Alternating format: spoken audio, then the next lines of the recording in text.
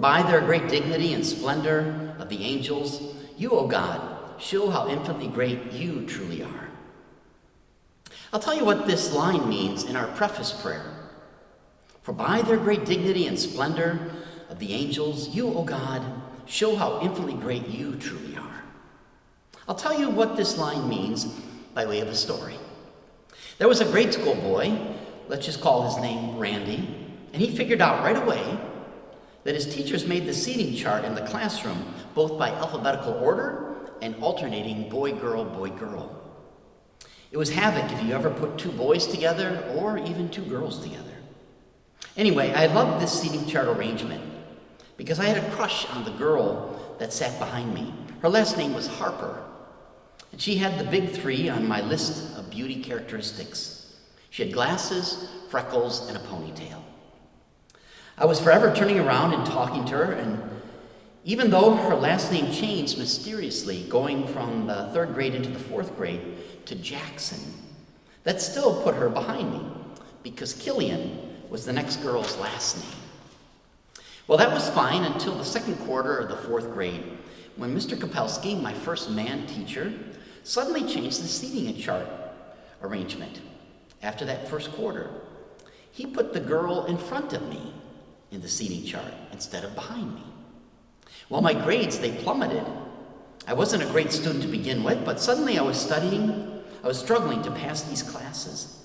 And then in the 3rd quarter, the seating chart miraculously changed back to having this girl behind me, and my grades came back up.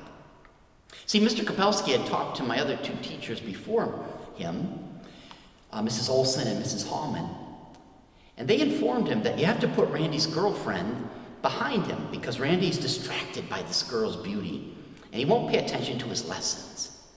Mr. Kopelski objected. He said, well, then you're always forever telling him to turn around. And the teachers just said to him, that's okay, that's what it takes. You see, the angels are so beautiful. St. Thomas Aquinas says that God made the most beautiful creatures first, and so he made the most numerous, the most beautiful. There are trillions of angels, and they surround God in all his beauty. The angels really are like mirrors. They reflect the beauty that they see in God to each other. That's where that saying comes from, drop dead gorgeous. It comes from looking at your angels.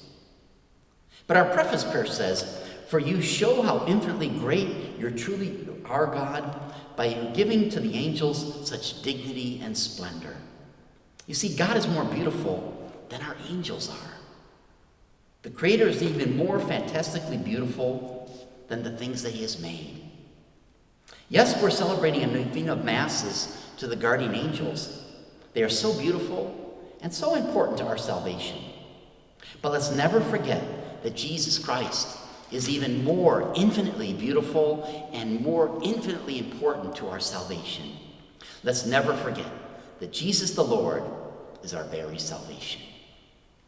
Angel of God, my guardian dear, to whom God's love commits me here, ever this day be at my side, to light and guard, to rule and guide.